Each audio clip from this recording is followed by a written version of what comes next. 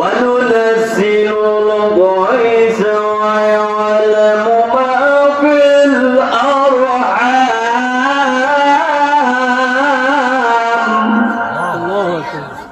সে আল্লাহ তিনি যিনি আকাশ থেকে বৃষ্টি বর্ষণ করেন এবং মায়ের রেহেমের মধ্যে কি আছে তিনি সবকিছু জানেন। সুবহানাল্লাহ।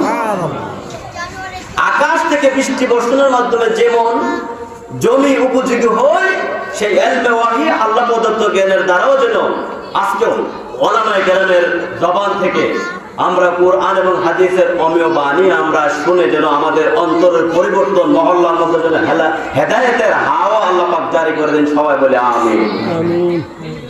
এখন প্রশ্ন, আজকে যে এই বাগান এখানে মহল্লার ধন্য মায়ের ধন্য সন্তানেরা সাজাইলেন, এটা কি ভালো করলেন না খারাপ করলেন?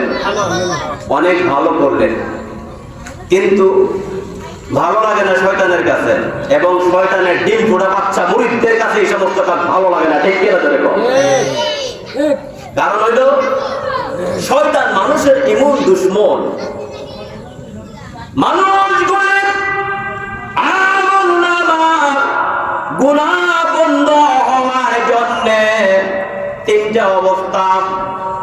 এক নাম্বার, মানুষটা যখন মারা যায়, মানুষ মারা গেলে পরে আমলনামা বন্ধ হয়ে যায়, তখন আর নেকি প্রতি লেখা হয় না।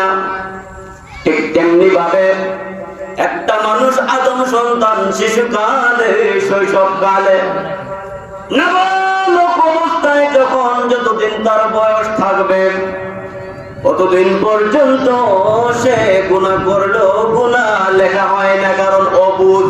ঠিক কিনা জোরে কর? ঠিক এমনি ভাবে একটা মানুষ যেদিন ঘুমিয়ে যায়, এভাবে ঘুমাইলে পড়ে যত বড় পাপী আর নেককার হোক না কেন, তার আমলনামায় ঘুমন্ত অবস্থায় কোনো কিছু লেখা হয় না। শয়তান দাঁড়ায় দাঁড়ায় অপেক্ষা করে, আলামতরা দেখছো তে আর কাম বাসে না, ঘুম দিয়েছি কে লেগে ঘুমের দিলে উঠবো বলে লাকিটা ঘুমের উঠলে কয় যে ঘুমাই রয়েছে যৎকান ঘুমাই রয়েছে অৎকান, তো আমার ডিউটির মধ্যে বিঘ্ন ঘটতেছে, সে আমি শয়তানের কাজ করে না, গুনার কাম তো তার দ্বারা হাসিল হইতেছে না। নাউযুবিল্লাহ কর। এরা যতক্ষণ ঘুমাই থাকবো তখন আমি শয়তানের লস। তার ঘুমের তো উঠে না গেলে লেগে মাথার সামনে দাঁড়ায় দাঁড়ায় অপেক্ষা করে আদম সন্তান উড়ে না গেলে, এটা ঘুমাই থাকলে তো আমার লস। বলে উঠলে কি লাভ, উঠলে পরে তার দ্বারা নাফরমানি শুরু হইব, এরই আমার লাভ। কন্যা নাউযুবিল্লাহ। শুধু তাই না, বলতেছিলাম আল্লাহ পাক রব্বুল আলামিনের রহমতের আশাবাদী হওয়াটা হইল মুমিনের সিফত। শয়তান রহমত থেকে নৈরাশ হয়ে যায়, আর এই জন্য আল্লাহ জানিয়ে দিয়েছেন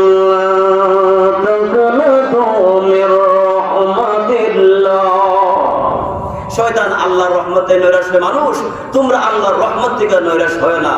এই জন্য বলে নামাজ নাই, রোজা নাই, আরে বাপরে মাহফিলুলের কথা মাহফিল কইরা ব্যস্ত রে বাবা। এমন পণ্ডিত আছে না আমরা সমাজ। আরে আপনি যদি সুবর্ণ দেয়ার না যাইতে পারেন তো কোন বলির ডান্ডা ধরে তো ধরন লাগবো না, ধরলে তো আপনি ফাঁকা করে আরো টান লাগবো। ঠিক কিনা জোরে কর? নামাজ পড়তেন পারেন না, ওলি হইতেন পারেন না, বিদায় ফুলাবেন মাহফিল করছে, এটা তো মহাপাপ না। ওখানে যদি রামরাজ দাঁড়ায় আসে রেখো বলে এমপি সাহেব পাজারু দেওয়া যাইতাছে, আমি বুঝি এমন অটো দা যাইতাম, যেদিন পাজারু দিয়ে যাইতে সেই দিনই আমি যাবো, অটো মুটো দিয়ে আমার যায় লাভ নাই। তো ওইলে বাজান আপনি রামরাজ এই চাপা তার দাম হইতে লাগবো, ফাজারু আর নসিব উঠছো না। ঠিক কিনা চলে তো? যখন যে সুযোগ আসে নেক আমলের প্রতি দাবিত হওয়াটা হইল মুমিনের গুণ সিফত। আপনি কোন সময় ওলি হইবেন হে বালা, এই আশাবাদ। যখন যে কোনো সুযোগ আসে নেক কাজে নিয়োজিত হয়ে যাওয়ার পর তার ফজিলতরা বলা হয়েছে, দুইজনে দুই ভাই, একটা নেককার একটা বদকার। নেককার ভাইটা যখন ইন্তেকালের তার অন্তিম সময় ঘনিয়ে আসলো, তখন নেককার ভাইটা এই বদকার ভাইটার কাছে, ভাইজান সারাটা জীবন নাফরমানি করেছেন, এখন তো মৃত্যুর সময় ঘনিয়ে এসেছে, সাকরাত শুরু হয়ে গেছে। মহান রব্বুল আলামিন যদি আপনার জীবন সম্পর্কে জিজ্ঞাসা করে তাহলে কি জবাব দিবে? ও নাফরমানি করতে করতে জীবনটা কাটাইছে, এই বাইরে কইতেছে আপনি যদি মরে যান কিতা করবে না হন আল্লাহ দিকে। আল্লাহ পাক রব্বুল আলামিন এই নাফরমান বাইরে কইতেছে আল্লাহ যদি আমার আম্মারে আমার বিচার করণের যদি লাগাইছে আম্মারে যদি বিচার করণের জন্য শাসনভার দায়ভার দেওয়া হয়, ভাই তুমি তো নেককার নিজের দাবি করো, আমার আল্লাহ যদি আমার আম্মারে আমার বিচার করণের দায়ভার প্রদান করে তাহলে আমার আম্মা কিটা করব? বা আম্মা হের ভাই তোমারে দুধু দিব, আম্মা তো তোমারে চেষ্টা করবো বাজারের লাগে। সুবহানাল্লাহ। তো আল্লাহ যদি আমার আম্মারে দায়িত্ব দেওয়ার পরে আমি ফাঁকিরে মা হওয়ার কারণে দয়া করে যদি জান্নাতের ফয়সালা এবং আরজি আবেদন আল্লাহর কাছে করে, তাহলে আমার মায়ের চাইতে আমার আল্লাহ রহমানুর রহিম তার হাজার গুণ মায়া বেশি। আল্লাহ তার বান্দার প্রতি ওই গর্ভধারিণী মায়ের চাইতে হাজার গুণ মায়া বেশি ওই আল্লাহর। সুবহানাল্লাহ। এই কথা কয়ে এবারে মারা গেছে। মারা যাওয়ার পর স্বপ্ন যুগে ভাই দেখতেছে ভাই সারাটা জীবন তো নাফরমানি কইরা এই যে ইন্তেকাল করলাম, ওহন দিতে হাজা তোমার ভাই জান্নাতের মাঝে ব্যাপারটা কিটা? মরণের সময় ওগুলা আলাপ যে করছিলাম তোমার লগে, এই আলাপটা আল্লাহর দরবারে পছন্দ হয়ে গেছে যে মা যতটুকু মায়া সন্তানের জন্য ও মায়ের চাইতে হাজার গুণ বেশি আল্লাহর এই কথা আমি স্বীকৃতি দিয়েছিলাম। আল্লাহকে আল্লাহ রহমান রাহিম হিসাবে আমি জেনে নিয়েছিলাম। এই জন্য আমার আল্লাহ এই কথাটার কারণে আমাকে নাজাতের ফয়সালা করে জান্নাতের মেহমান বানিয়ে দিয়েছেন। সুবহানাল্লাহ। অতএব ছোট হোক বড় হোক যে কোনো নেক আমলে করাটা এটা ভাগ্যের ব্যাপার। আল্লাহ পাক রব্বুল আলামিন তৌফিক না দিলে, হযরত আনাস রাদিয়াল্লাহু তাআলা আনহু থেকে বর্ণিত এক সাহাবী ছিলেন কাতেব।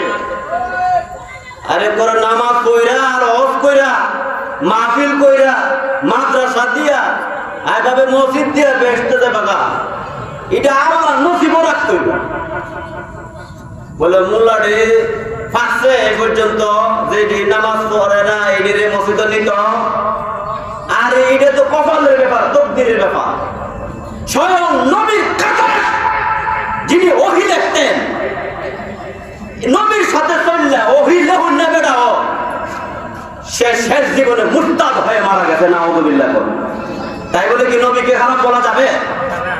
ও মুরব্বি আর রাখি ওয়াজ করে মসজিদে নিতে না বড় তো দুইজন দে মসজিদে নেওয়ার মালিক মুরব্বি না। ইমন যদি হইতো তাহলে নবীর কাছে বয়া নবীর সাহাবী হইয়া মুরতাদ হয়ে মারা যাওয়ার পর এই মানুষটা যখন কবর দিল দাফন করলো, এই নবীর সাথে বেয়াদবি করার কারণে আর মুরতাদ হওয়ার দুর্ভাগ্যবশত কারণে তাকে যখন দাফন করা হয় এইভাবে মাটির উপরে তাকে দেখা যায়, মানুষে দাফন করে দিয়ে এটা আবার দেখা যায় মাটির উপরে। হযরত আবু তালহা রাদিয়াল্লাহু আনহু তিনি যাইয়া দেখেন যে লাশ কবরের উপরে। এলাকাবাসীকে জিজ্ঞাসা করা হয় এই বেচারার লাশটা কবরের উপরে কেন রাখা হলো, তাকে দাফন করা হলো না কেন? এলাকাবাসী বলে কয়েকবার একাধিকবার তাকে দাফন করা হয়েছে, কিন্তু নবীর সাথে বেয়াদবি করার কারণে, মুরতাদ হওয়ার কারণে, ইসলামের সাথে গুস্তাখি আর বেঈমানি করার কারণে, ইসলাম ধর্ম ত্যাগ করার অপরাধে আল্লাহ পাক রব্বুল আলামিন তার এই অপরিণতি করেছে। রাসূলুল্লাহ সাল্লাল্লাহু আলাইহি ওয়াসাল্লামের বদদুয়ার কারণে এই লাশটাকে মাটি পর্যন্ত গ্রহণ করতে চায় না, গ্রাস করবে না, সেইভাবে মাটির উপরেই থাকবে। তাইলে বোঝা গেল তো নবীর লোক চললেও মার